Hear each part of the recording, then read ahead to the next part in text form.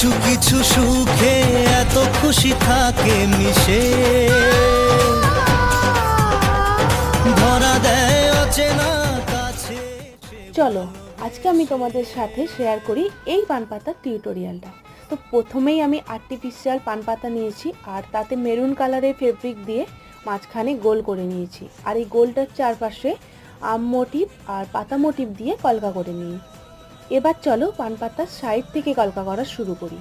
আম motive একটা ওপরের দিকে, একটা নিচের দিকে, আর তার সাথে পাতা মোটিভ, পদ্ম মোটিভ অ্যাড করি, একটা চেনের মতন করে নিই।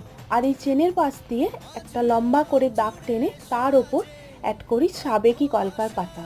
ব্যাস কমপ্লিট আমার পান পাতার ওপর কলকা করা। তোমরাই কমেন্ট করে বলো কেমন হয়েছে। চলো আজকের মতন tata bye, follow for more, দেখা হবে নেক্সট ভিডিওয়।